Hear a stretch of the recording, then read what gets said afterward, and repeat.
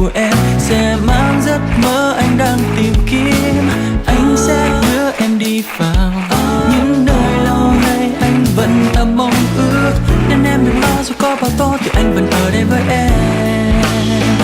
Bởi vì yêu em nên anh giờ đến đây trao tặng em những yêu thương lòng say.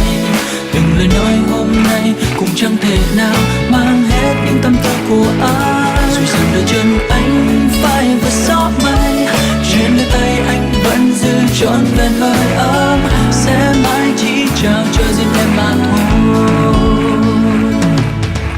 Em à, nhưng bản tình ca ngoài kia đã rất nhiều, mà con tim anh chưa nói bao điều.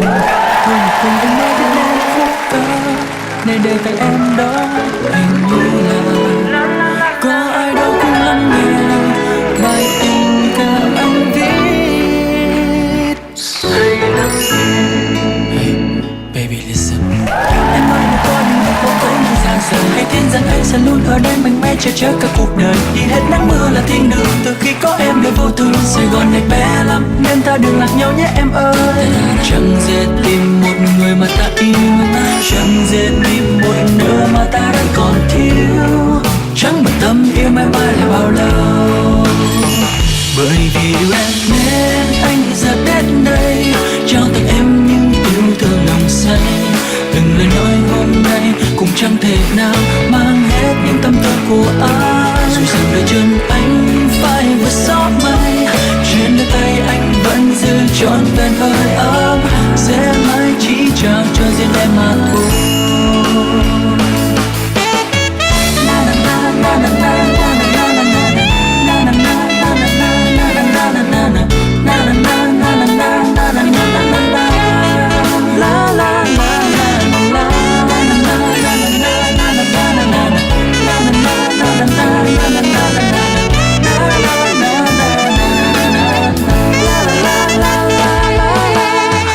Bởi vì yêu em nên anh giờ đến trao tặng em những yêu thương nồng say. Lời nói hôm nay cũng chẳng thể nào mang hết những tâm tư của anh. Dù rằng đôi chân anh phải vượt gió, trên mây anh vẫn giữ trọn vẹn hơi ấm. Sẽ mãi chỉ trao cho riêng em mà thôi. Bởi vì yêu em nên anh giờ đến đây trao em những điều đắm say. Sẽ mãi chỉ trao riêng em mà thôi.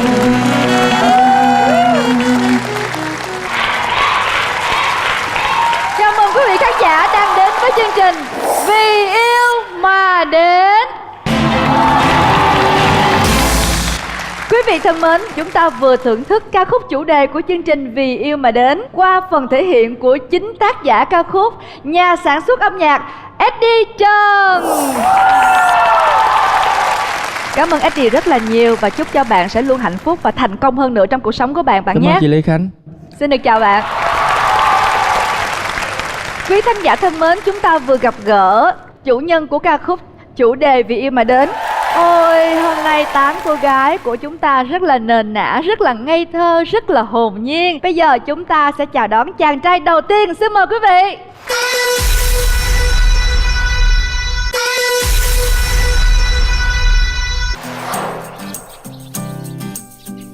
Anh là Tô Hoàn Linh. Anh có một niềm đam mê mãnh liệt từ nhỏ, đó chính là thể thao. Đối với anh, thể thao là một phần không thể thiếu trong cuộc sống. Công việc thường ngày của anh là phải tiếp xúc với rất nhiều bệnh nhân. Bởi vì anh là một bác sĩ ngoại khoa, việc mang lại sức khỏe cho mọi người, đó chính là niềm hạnh phúc lớn nhất đối với anh.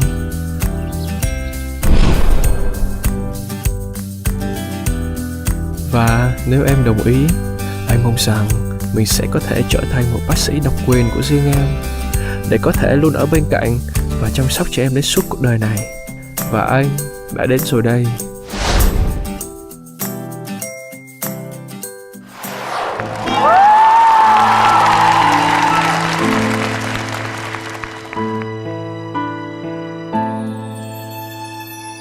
Ta quen nhau đã bao lâu rồi, hỡi đêm đêm có hay mà giọt buồn hoài vương trên môi mặn đắng. Ta quen nhau đã bao lâu rồi, hỡi đêm sao vẫn mãi đêm dài, để mình ta với con tim khô cằn giá băng.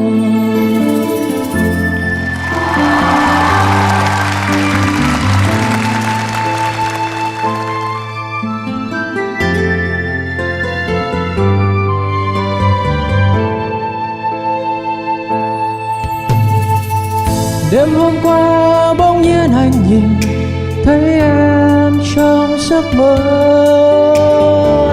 mình ngồi cạnh thật lâu bên nhau lặng lẽ. Đêm nay mơ bỗng nhiên anh lại nhớ em trong cơn gió đông về. Phải chăng khi biết yêu giấc mơ là nơi bắt đầu, này mùa đông ơi xin hãy làm tuyết rơi để trăng lối em anh về. Này mùa đông ơi xin hãy làm tuyết rơi để anh biết em cần anh, và thời gian ơi xin hãy ngừng trốn đây để những dấu yêu đong đầy một vòng tay anh khao khát một giấc mơ. Anh đã yêu anh người ơi.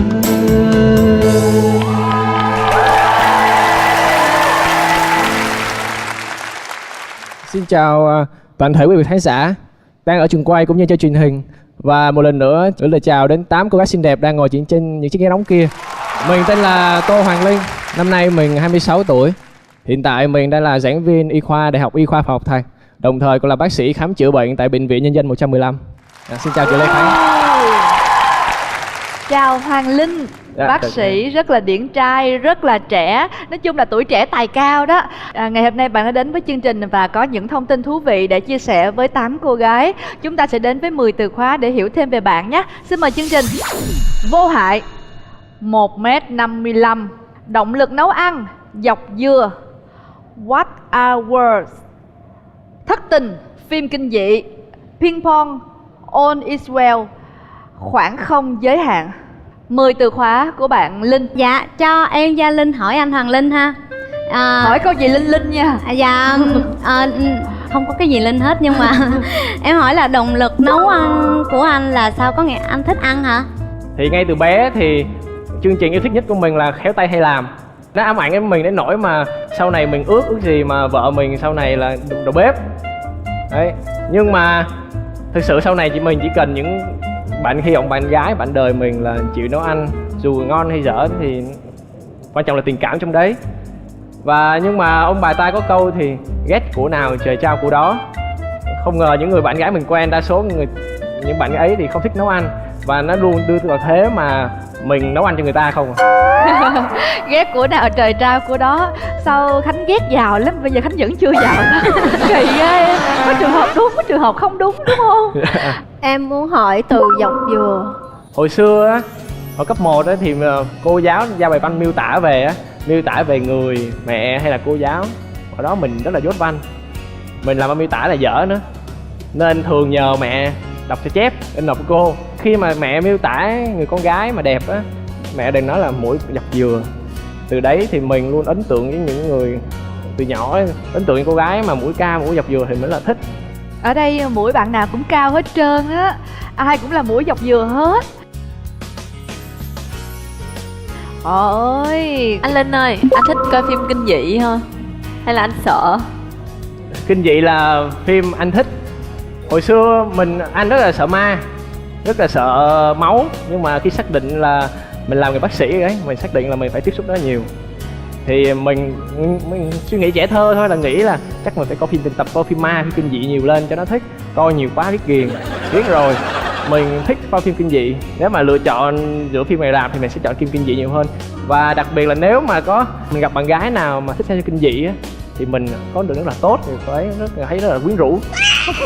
ở đây ai thích xem phim kinh dị? 1, 2, 3, 4 4 trên 8 bạn thích xem phim kinh dị, thì là 4 bạn đã có ấn tượng rất tốt với lại Hoàng Linh rồi đó. Trời ơi, em muốn hỏi về từ ping pong nè. Ping pong là môn thể thao là bóng bàn.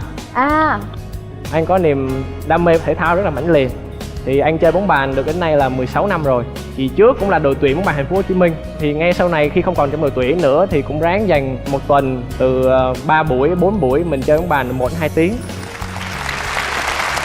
Còn cụm từ vô hại thì không biết cái từ này nó có ý nghĩa gì đối với bạn?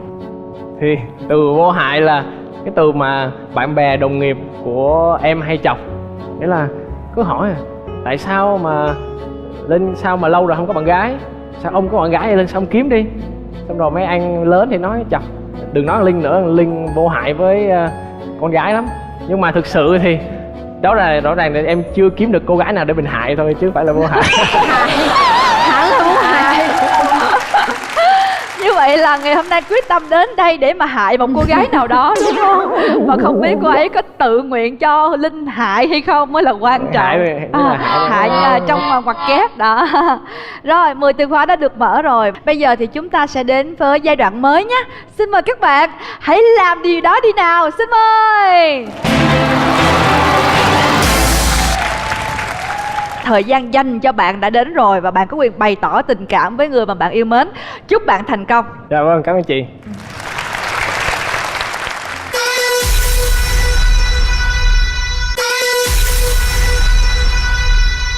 Như anh cũng đã trình bày thì anh rất thấy rất là ăn uống, đặc biệt là đồ ngọt.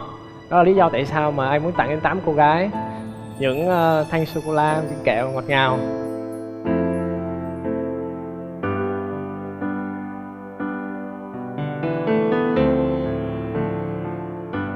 Trong đấy có một loại kẹo anh thích mà vô tình thay thì cô gái mà vì cô ấy mang đến đây lại chọn đúng kẹo đấy.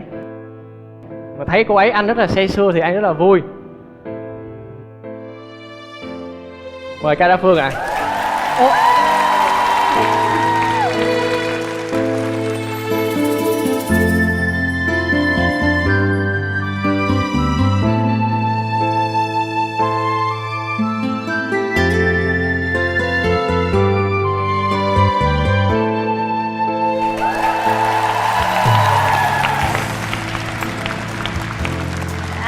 em ngồi đâu vậy? Mời em ngồi bên đây. Cái này là cho em phải không? Không, cái này là cho em. Cái này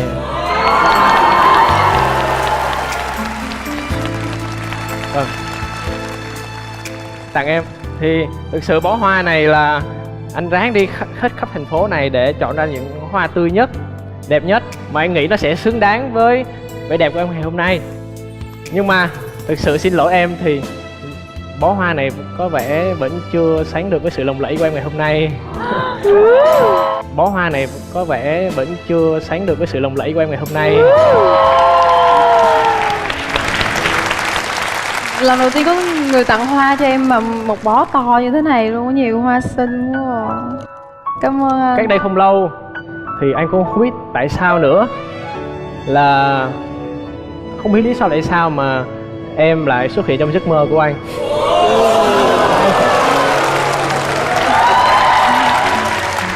Thì đó là lý do mà tại sao anh lại hát bài Nơi Tìm Bắt Đầu. Tại vì trong lời bài hát có câu là phải chăng khi biết yêu, giấc mơ là nơi bắt đầu. Cái lý do ấy cứ thôi thúc anh đến chương trình này. Mà bối cảnh hôm đấy thì anh muốn các anh dựng phim trường ấy, anh muốn dựng làm bối cảnh thực sự trong giấc mơ của anh là mình ngồi, không khí là ngồi trên một mái nhà đơn giản, cùng ngắm những bầu trời vì sao với vầng trăng sáng. Ở đấy thì mình cùng tâm sự và anh đàn cho em những bài tình ca. Nhưng mà có lẽ là ngồi bên cạnh em như thế này là đủ rồi, ở đâu cũng như nhau. Thực sự anh rất muốn có những vì sao trên kia để cùng ngắm với em. Những vì sao băng có lẽ nó không cần nữa rồi, tại vì em cũng tựa những vì sao trên trời ấy.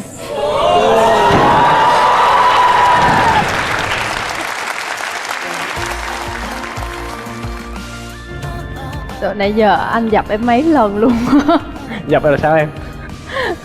Nói những câu kiểu làm em xót sang. Thực sự đây anh nhớ cảm giác người ta có nói giấc mơ cái mình mơ ấy, không nhớ được thể mơ cái gì.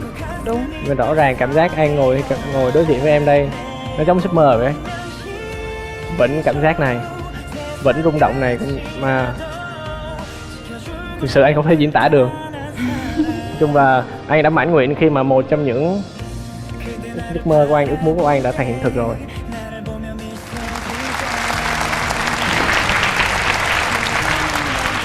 Em có suy nghĩ gì về anh không? Đối với em nhá, từ trước tới giờ thì em không có tiếp xúc nhiều với những người làm công việc là bác sĩ. Em cũng rất là sợ đi khám bệnh. Nhưng mà em hình dung được là bác sĩ là một người kiểu phải đi làm cả ngày á, rồi xong rồi những kiến thức này nọ sẽ làm người ta khô khan. Nhưng mà khi mà ngồi ở đây nghe những lời anh nói từ nãy tới giờ thì em nghĩ bác sĩ không hề khô khan một tí nào, còn lại rất là lãng mạn nữa. Anh rất ấn tượng về em. Đầu tiên đó là về vẻ đẹp thì chắc mình không phải bàn nữa rồi. Có lẽ thực sự em quá xinh đẹp đến bây giờ vẫn còn rất là xao xuyến.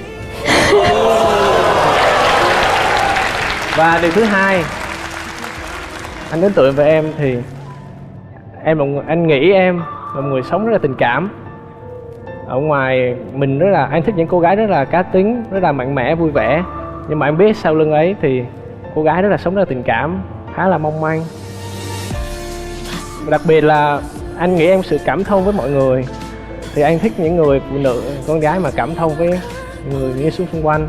Và điều thứ ba mà anh ngưỡng mộ em nhất, đó chính là nghị lực và sự cầu tiến của em. Anh được biết em là, nãy anh nói thì em đến từ Vĩnh Long. Dạ. Anh được biết thì em khi mà lên đây sống á, mình phải vật lộn rất là nhiều thứ. Em làm rất là nhiều ngành nghề, rất là, anh biết là anh cũng từng khởi nghiệp rồi thì rất là khó khăn. Mà đó là anh thuận lợi đó. Còn em là một người sống xa nhà, một mình đây thì anh nghĩ em biết phải cần một nghị lực rất là lớn, sự cầu tiến rất là lớn. Và để được hiện tượng rất là xinh đẹp ngày hôm nay, em cũng trải qua rất là nhiều sự khổ luyện. Đó là điều ngưỡng mộ anh nhất về em. Có vẻ như anh đã tìm hiểu về em nhiều đúng không ạ? Trong giấc mơ ấy, như anh nói thì anh cũng có đàn hát cho em nghe. Hay là mình hát chung một bài đi. Anh biết bài Có Em Chờ. Dạ biết.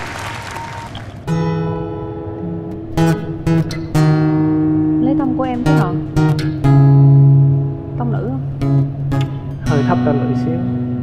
Từ lần đầu tiên ta đi bên nhau, anh đã biết tim mình đánh rơi rồi. Từ lần đầu tiên ta đi bên nhau, anh đã biết không thể yêu thêm ai. Cánh em cười cong môi, cánh anh lặng lẽ ngồi nhìn bóng tối lặng thầm thời gian trôi. Người đàn ông em yêu đôi khi có những phút giây yêu đuối không. Người kia nếu có khó khăn quá về nhà anh nhé. Có em chờ, có môi mềm thơm thơm, có dư vị mỗi bữa cơm. Xuân hạ thu đông đều có em chờ. Có định mệnh nào bao nhiêu lâu anh đã ao ước, có vần thơ nào bao nhiêu đêm anh đi tìm hoài. Và nếu khoảng cách là 1000 bước thì em chỉ cần bước một bước, anh sẽ biết trong 99 bước còn lại. Bước về phía em, nơi mà anh thấy nắng mai, nơi con tim em thấy yên bình và mong thế thôi.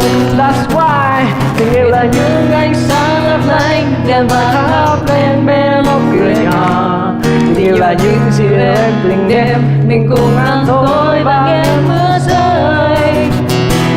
Có những lúc trái tim đau đớn không nguôi, vẫn yêu và yêu thế thôi. Vẫn yêu và yêu thế thôi.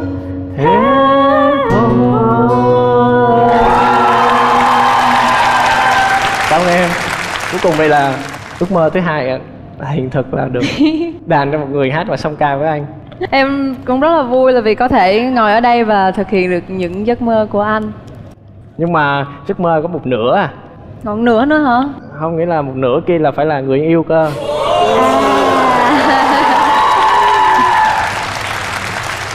Giấc mơ của anh hôm đó còn cái gì nữa không? Thì thực sự là giấc mơ hôm ấy chỉ đơn giản vậy thôi. Ngồi bên cạnh nhau, ngắm những vì sao, dựa vào nhau mà chỉ còn tâm sự và được hát nhau nghe, cùng chia sẻ những niềm vui nỗi buồn trong cuộc sống. có lẽ là cũng bị nghề nghiệp thôi, thì anh có thể khám bệnh cho em được không? Thử em bắt này đơn giản thôi. Là bắt mạch đúng không? Anh sẽ bắt mạch đúng không? Lần đầu tiên em được bắt mạch đó. Anh rất là mừng là người đầu tiên của em. Người đầu tiên bắt mạch.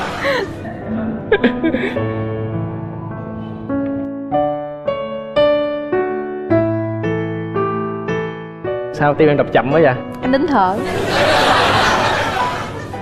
Theo anh thấy thì về thể chất em rất là tốt, nhưng mà có vẻ tinh thần thì nó hơi loạn một tí. Có lẽ là mình bị công việc em quá mệt mỏi, và em có thể bị áp lực nhiều công việc, và tinh thần em có vẻ hơi bị suy nhược.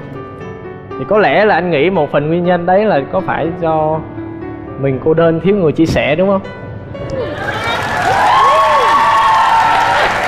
Thôi thì em có thể tạm chấp nhận anh là coi như liều thuốc chữa cái bệnh đấy cho em được không?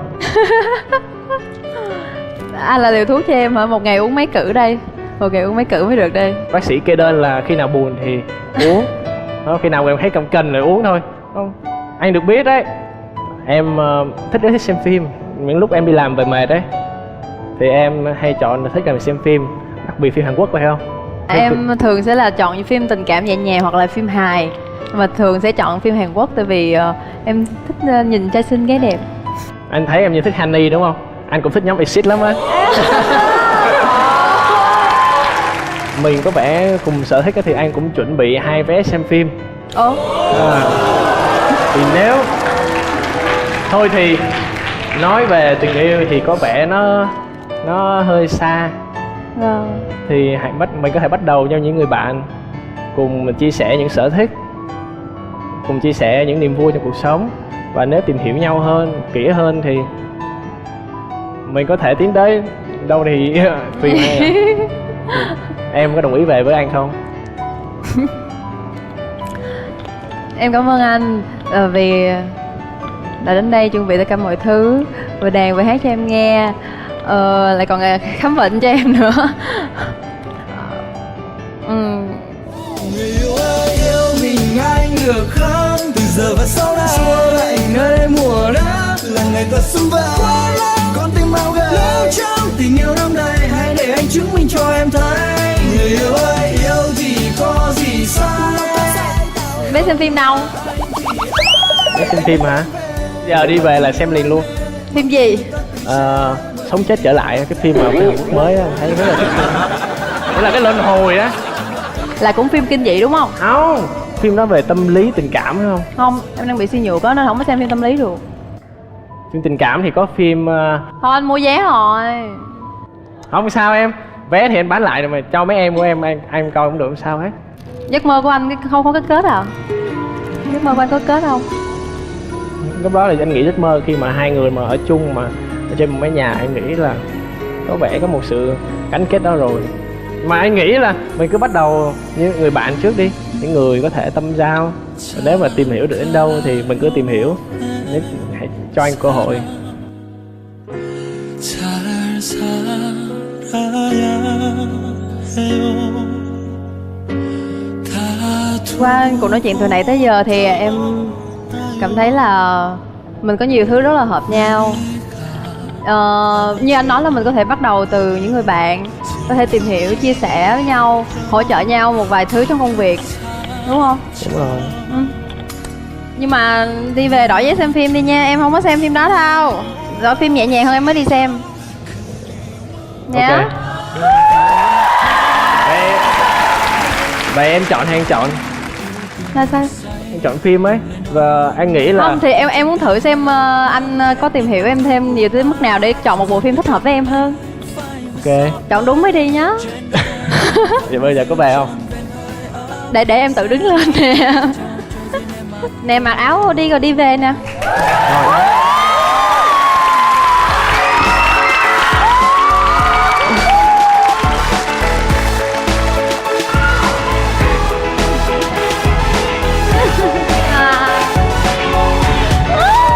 Chúc mừng nha.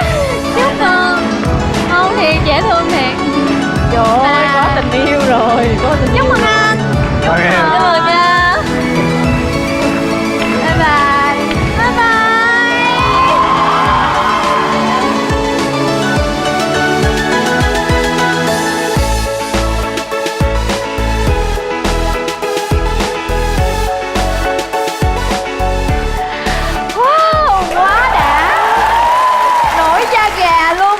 là cái cảm giác nó hưng phấn nè, nó hạnh phúc nè, nó vui mừng nè, xen lẫn với tất cả chúng ta đúng không nào? Chúng ta sẽ tiếp tục đến với nhân vật tiếp theo nhé. Xin mời quý vị.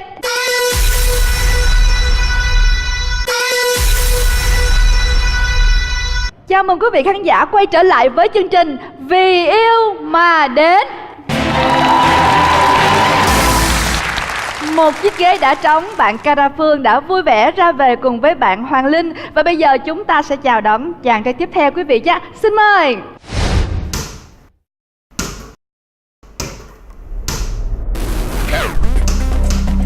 Anh là Hoàng Phi và anh cực kỳ yêu thích thể thao. Anh đam mê cái cảm giác rèn luyện bản thân từng ngày qua những môn thể thao đó. Một chàng trai thiên bình như anh, và một chút nhẹ nhàng của cổ điển và một chút năng động của hiện đại. Trong tình yêu, anh không phải là một soái ca ngôn tình, cũng không giỏi buông nhiều lời hoa mỹ, nhưng không hề khô cằn đâu nhé. Một khi đã yêu, anh sẽ làm cô gái của mình thật hạnh phúc. Một khi đã yêu, hạnh phúc của cô ấy cũng chính là hạnh phúc của anh. Một khi đã yêu, anh sẽ hoàn toàn đắm chìm trong tình yêu ấy.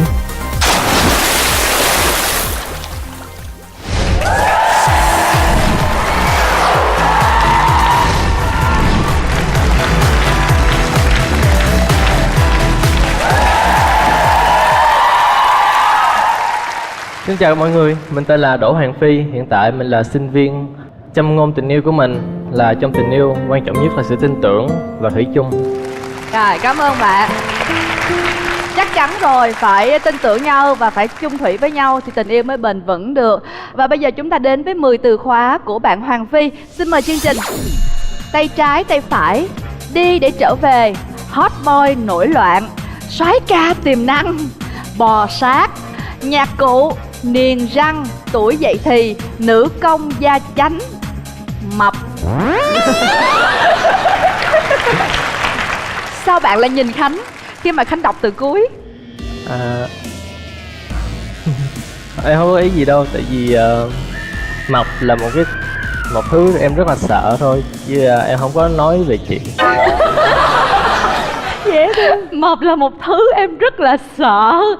Vậy thì bạn chắc chắn phải sợ Gia Linh rồi đúng không? Dạ không. Dạ không, đối với em thì tất cả cô gái và phụ nữ của Việt Nam thì rất là đều là đẹp. Rồi, đầu tiên đi nào. Mình thấy ở bên đây có hai cái cụm từ nó hơi trái ngược nhau. Cụm từ là hot boy nổi loạn, ở dưới thì lại là soái ca tiềm năng. Thì là hai cụm từ này nó có ý nghĩa gì? Từ hot boy nổi loạn thì sự nổi loạn ở đây là cái sự nổi loạn của tuổi trẻ. Thì như mình đã nói lúc đầu là mình không thích mình bị gò bó cho một cái không gian kín. Tại vì công việc mình đang học là học về cơ khí cơ điện tử, kỹ sư cơ điện tử, thì rất không thích ngồi suốt ngày máy móc, mình muốn đi đây đó. Chứ không phải là hot boy nổi loạn kiểu kia. Dạ. Không. Đúng Tức rồi. là ế quá, muốn nổi loạn để gây sự chú ý với các cô gái đúng không? Dạ đúng rồi. Cho Khánh hỏi bạn có từng đi du học không bạn? Dạ không ạ. Không hả? Vậy tiếng Anh có phải là ngôn ngữ thứ hai của bạn không? Dạ không luôn. Không hả? Tại vì cái cách bạn nói chuyện nó giống như là một cái người đã từng ở nước ngoài rất là lâu, cho nên là khi trở về Việt Nam cho nên cái cách mà mình nói cái giọng nó hơi Cứng hay lớn. đúng rồi, cho nên Dạ. Khánh mới thắc mắc là như vậy. Em biết lý do đó chị Khánh. Tại sao vậy? Theo em suy đoán 10 từ khóa là có từ niềng răng. Anh ấy từng niềng răng. Dạ đúng rồi. Chắc chắn là vậy rồi. Niềng răng thì thật sự là vào tuổi dậy thì á, mình đã niềng răng, nhưng mà sau cuộc dậy thì đó, sau kiểu niềng răng đó thì không ngờ cái dư âm nó để lại quá tốt. Mình không ngờ tới là mình đã thay đổi khuôn mặt. Lúc trước mặt mình hình tròn và nó không có bầu góc cạnh. Thì sau khi niềng răng, không biết là do tuổi dậy thì hay là do niềng răng, thì có một số thay đổi nhất định. Đẹp hơn đúng không? Nói chung là dậy thì thành công đúng không? Dạ vâng, vậy thì thành công. Vậy thì thành công. Có thể là do bạn chơi thể thao nữa. Bạn Dạ rất là vâng. thích thể thao và hồi nãy trong video clip của bạn là bạn chơi bóng rổ rất là tốt đúng không? Dạ. Bạn chơi bóng rổ rất là giỏi, cho nên là thể thao đã giúp cho bạn dậy thì rất là thành công và khỏe mạnh như thế này. Niềng răng, ý của Gia Linh nói là do niềng răng cho nên là cái cách phát âm á nó sẽ không có mềm mại như là những người không niềng răng hả? Dạ đúng rồi, nãy giờ em có để ý là em cũng có cái thắc mắc như chị, nhưng mà em nhìn thấy cái chữ đó là em biết từ đầu rồi. Rồi tiếp theo, niềng răng đã được giải đáp rồi. Và soái ca tiềm năng là gì nào? Soái ca tiềm năng thì nói về châm ngôn tình yêu của em sâu hơn một chút xíu. Đối với em là một người ít nói nhưng mà em làm nhiều. Em muốn quan tâm người con gái của em một cách thật là nhẹ nhàng, sâu lắng nhưng mà thật là đầy đủ cho người ấy cảm thấy được tình cảm của em. Mình thắc mắc cái cụm từ tay trái tay phải. Tay trái tay phải là nói về cái sự nghiệp của mình. Thật ra là mình học về cơ khí, cơ điện tử, nhưng mà đó là học theo cái mà sự nguyện vọng của gia đình, vì muốn làm công ty của gia đình. Là bạn sẽ nối nghiệp gia đình để Dạ vâng làm ạ. công việc đó, nên là gia đình bạn mong muốn là bạn sẽ học cái ngành đó để mà tiếp nối cái công việc. Gia đình đã có truyền thống từ trước đến giờ đúng không? Dạ vâng ạ. Có cơ ngơi vững chắc rồi, các bạn hãy yên tâm. Và còn lại thì mình rất thích về nghệ thuật. Mình học đàn, học hát từ nhỏ thì cái đó niềm đam mê cho đến tận bây giờ vẫn theo đuổi. Cái cụm từ mà mình muốn hỏi bạn đó là nhạc cụ. Vậy thì bạn biết chơi các loại đàn nào? Mình có thể chơi được 4 loại nhạc cụ: guitar, piano, organ và ca dông. Sao hoàn hảo vậy? Chứ còn từ này nữa nếu mà đúng là như vậy là rất là hoàn hảo, là nữ công gia chánh. Mình tình cờ phát hiện ra là mình rất là thích nấu ăn. Thì Biết nấu ăn nữa. Trời ơi, hoàn hảo. Chịu gì nổi trời ơi trời. Chị Khánh bình tĩnh. Chị Khánh Sao? Bình tĩnh. Chị... Nhưng mà chị có gia đình rồi cho nên là chị có quyền bung. Dạ ok chị. Mấy em cứ tém đi, em tém thoải mái. Rồi tình cờ phát hiện ra là mình thích nấu ăn rồi, sao nữa bạn? vào một cái lần mà gia đình đi hết rồi, ở nhà trong tủ lạnh còn đồ ăn trong đống đá thôi, thì quyết định là tự nấu vài món ăn. Vô tình thì trong lúc nấu ăn đó thì lúc mình ăn cảm thấy rất là ok, rất là ổn, nên cảm thấy rất là thích nấu ăn, rất thích mày mò nấu ăn. Dạ vâng. Trời ơi, cái gì cũng có hết trơn vậy. Trời ơi, bây giờ Khánh đang rất là háo hức để biết xem là cái cô gái may mắn ngày hôm nay đã lọt vào mắt xanh của Hoàng Phi, và Hoàng Phi đến đây vì cô gái ấy như thế nào. Em nghĩ là giống như lúc nãy anh cũng có chia sẻ là lúc anh niềng răng là cái lúc anh đang tuổi dậy thì cái lúc đó anh không có tự tin về bản thân ngoại hình mình lắm, nhưng mà sau khi anh dậy thì anh cảm thấy mình thay đổi hơn á. Có phải là cái đó là một cái mốc để cho anh nhớ mãi, hay là sao mà anh lại ấn tượng như vậy? Tại thời đó mình là một người rất là nhỏ con, ốm yếu, thường bị bạn bè chọc lắm. Thì quyết định đi thay đổi bản thân để cải thiện nó bề ngoài. Thì đã quyết định đi chơi rất nhiều môn thể thao: bóng rổ, cầu lông, đá banh, bơi lội, bóng chuyền, rồi võ cũng có. Võ học được 4 loại võ. 10 là hết chưa bạn? Còn một vài môn cũng có thể chơi nhưng mà không có thường chơi lắm. Là bây giờ là hết ngón tay để đếm rồi đó. Tiếp theo Gia Linh, có vẻ quan tâm hơi nhiều nhỉ? Em muốn hỏi là anh sợ bò sát? Đúng rồi, mình không thích những loại bò sát, côn trùng. Dạ đúng rồi, ông trời rất công bằng, không cho ai hoàn hảo đâu chị Khánh ạ. Là sao? Có nghĩa là theo chị nói là rất hoàn hảo đúng không, nhưng mà ảnh lại rất sợ bò sát. Mà đối với em á, em không có sợ, thì em nghĩ cái đó của em nó vĩ đại lắm, mà ai làm không được thì em nghĩ người ta chưa hoàn hảo. Linh ơi, cái đó sao gọi là không hoàn hảo được? Cái đó chỉ sợ thôi mà. Biết đâu là đến đây tìm em để em bảo vệ anh thì sao? Em nói là chưa hoàn hảo chị. Ủa sao hôm nay chị phản kháng dữ vậy hả chị? Để hoàn hảo là phải gặp em đúng không? Ý em là như vậy đúng không? Đúng rồi đó. Mọi người hôm nay quá kỳ nha. Hồi nãy từ mập á là như chưa có giải thích kỹ dạ, lắm. đúng rồi, dạ, vâng, em muốn hỏi kỹ. Đừng nhìn chị nữa, cái từ này riêng một từ này em nhìn thẳng hết tất cả 7 cô, đừng nhìn chị. Từ mập này thực sự là cái thời gian mà em nói tuổi dậy thì em đã quyết tâm thay đổi bản thân. Thì lúc đó em tập thể thao thì ăn rất là nhiều, nạp Đừng rất là nhìn nhiều. chị, cái chỗ này quan trọng nhạy cảm lắm. Dạ vâng. Đừng nhìn em.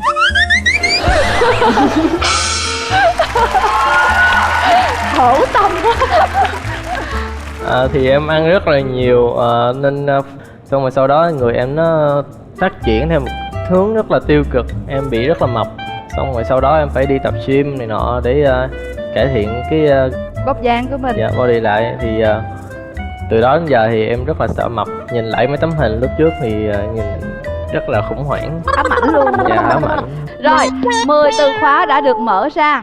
Và bây giờ chúng ta sẽ bước sang giai đoạn mới. Đây là thời điểm các bạn bày tỏ tình cảm của mình với chàng trai hoàn hảo ngày hôm nay. Xin mời. Kỳ lạ nhở, vẫn không có gì thay đổi. Có lẽ là các bạn e dè quá, cho nên là bây giờ em sẽ mạnh dạn bày tỏ tình cảm của mình với cô gái mà mình yêu mến. Chúc em thành công. Dạ, cảm ơn chị nhiều ạ.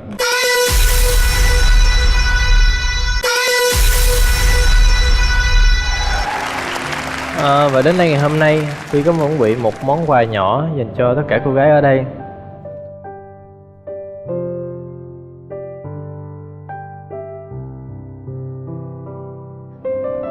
Những viên kẹo ngọt ngào này mong mọi người sẽ nhớ. Các bạn.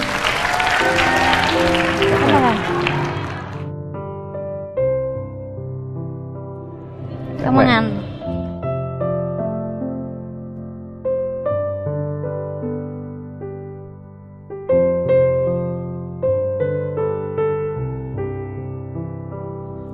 Cảm ơn. Cảm ơn Sa. Thật sự là đến đây ngày hôm nay thì Phi đã muốn tỏ tình với một cô gái. Phi đã chuẩn bị trong bao kẹo đó một cái tấm lòng của Phi. Thì Phi mong là cô gái nào đang giữ được cái thứ ấy thì bước lên đây cùng Phi nhé.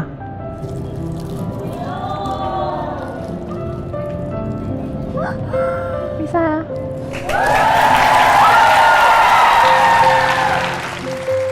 Với anh, em là cô gái đẹp nhất.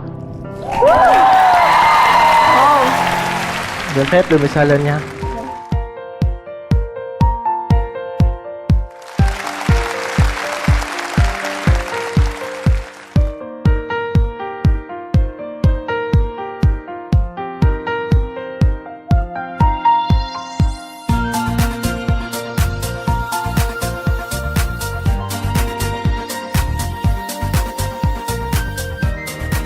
Mời Misa nhé.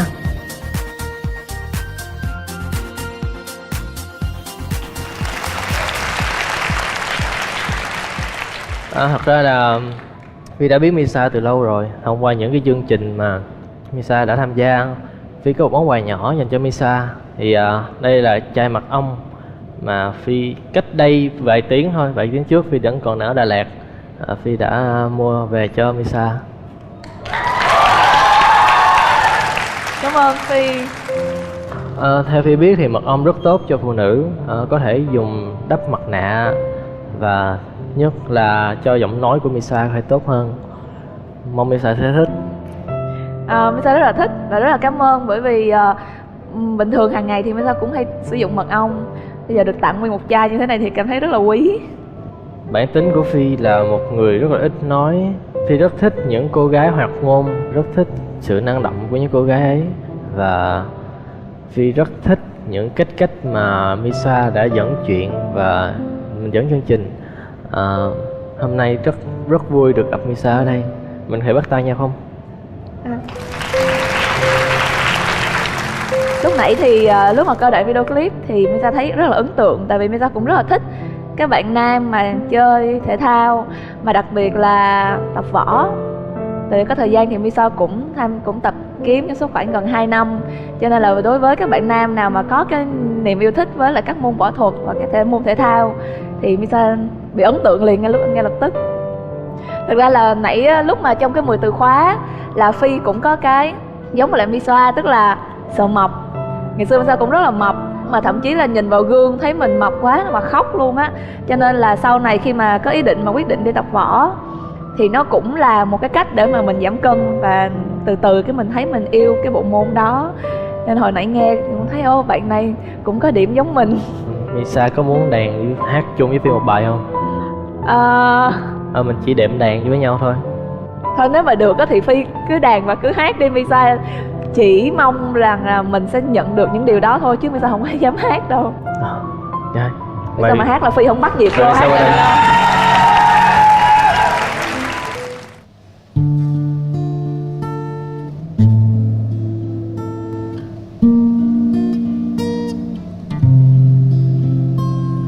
Hình như anh có điều muốn nói, cứ ngập ngừng rồi thôi. Và có lẽ em không biết rằng anh cũng đang chờ đợi ở cạnh bên em bình yên lắm. Anh hiền lành ấm áp, cứ tiếp tục ngây ngần thì ai sẽ là người đầu tiên nói ra? Hay là mình cứ mang chấp hết yêu nhau đi em? Hãy để chắc chắn anh có lắng nghe tim nói gì, nói cho anh nghe một câu thôi. 1, 2, 3, 5. Em có đánh rơi nhịp nào không? Có nửa nhịp rồi, rơi nửa nhịp rồi. Thì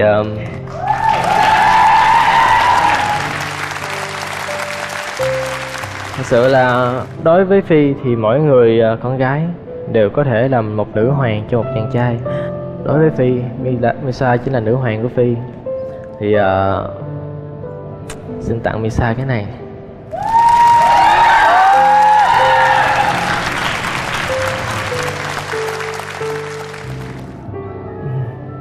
Thì không biết là Phi đã lỡ cày vương miện mình lên rồi, thì Misa có muốn cùng Phi về không? Hay là muốn Phi xin lỗi Misa đây? Nếu mà cái vé xong mà nói là xin lỗi thì chắc là không phải. Tại vì là Phi mang đến cho Misa quá nhiều những cái điều bất ngờ ngày hôm nay. Sa cũng cảm thấy rất là xúc động. Nhưng mà tại thời điểm này để lắng nghe tim chỉ là xúc động và rất là cảm ơn tình cảm mà Phi mang đến cho Misa. Chứ còn nếu mà nói về rung động thì chắc là vẫn chưa có những cái để mà mình rung động. Phi cũng hiểu được điều đó. Thì đến hôm nay đến đây được gặp Misa là Phi cũng vui rồi.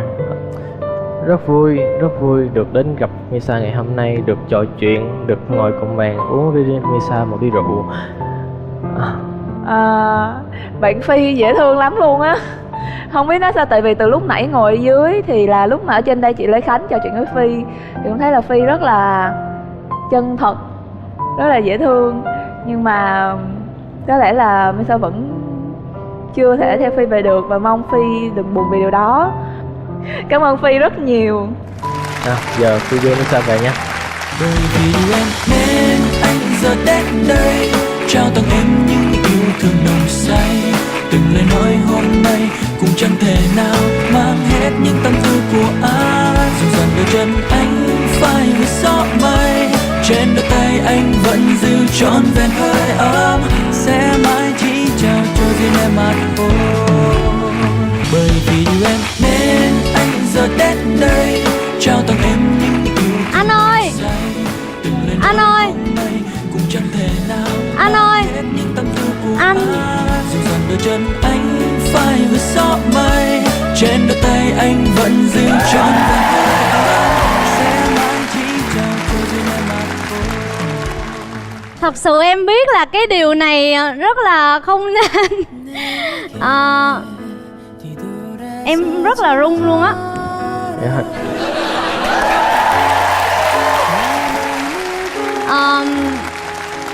Nãy giờ em theo dõi anh với chị Misa thì em có cái gì đó rất là buồn. Em không biết vì sao lúc nãy em không bấm. Nó rất là khó nói. Và em biết là ngày hôm nay những thứ anh đã làm không dành cho em, nhưng mà không hiểu tại sao em lại rung động.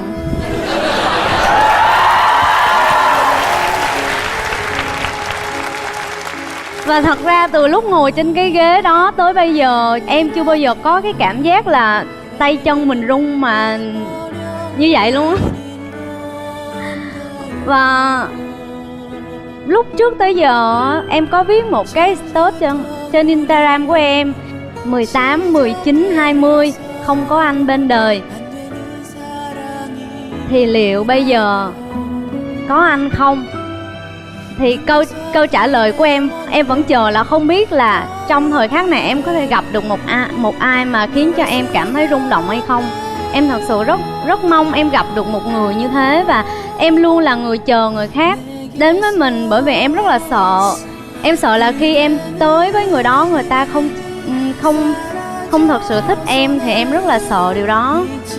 Em luôn suy nghĩ bằng lý trí, và em sống suốt những năm qua trong tình yêu bằng lý trí. Nhưng mà một lần này em xin phép con tim mình sống bằng chính nó.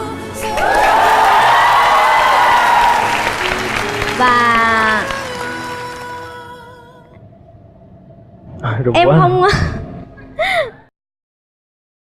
em không có bắt buộc là bây giờ những lời em nói ra là anh phải có tình cảm với em.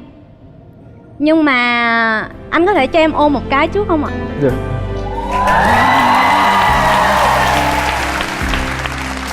Anh biết tại sao em xin anh ôm một cái không?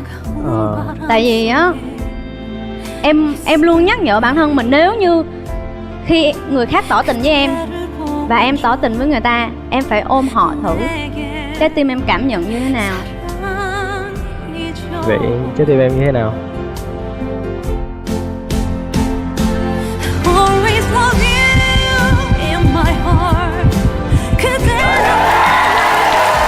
Thật sự nó đập rất là mạnh. Thật sự là em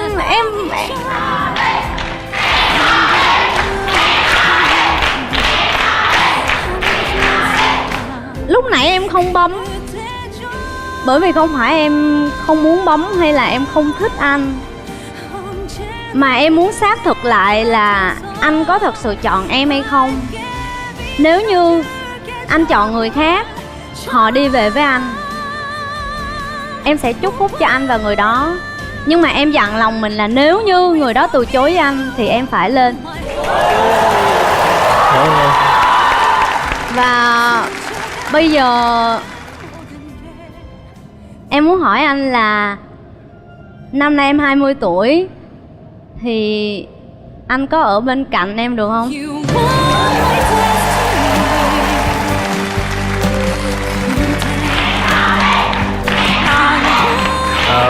Thật sự là bây giờ anh còn run hơn em nữa. Anh cũng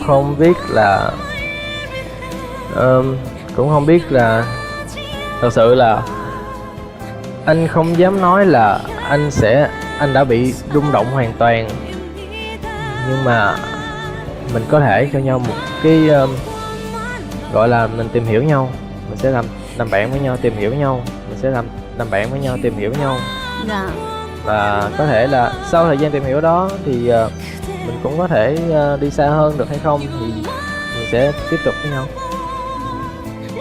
Thì bởi vậy em mới hỏi là anh có ở bên cạnh em hay không. Em không bắt cái từ bên cạnh ở đây không có nghĩa là người yêu, nên là em chỉ muốn nếu có thể thì là bạn, còn hơn thế nữa thì là người yêu của em.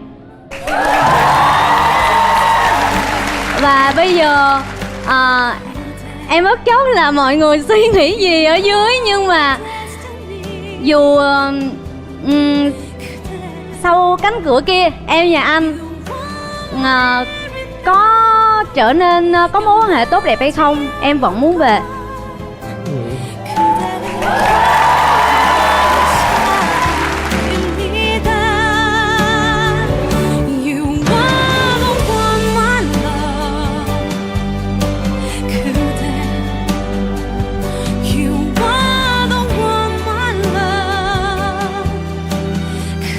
Mình cùng em về nha.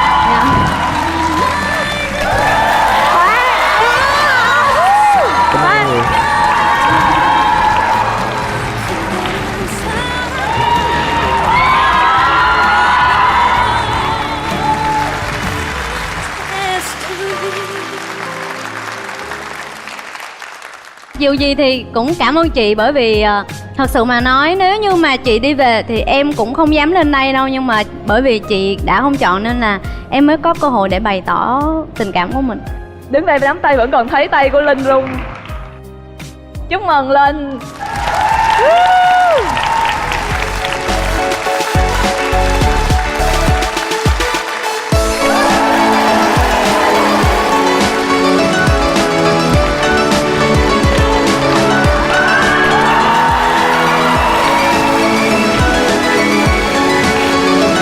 Dễ thương quá.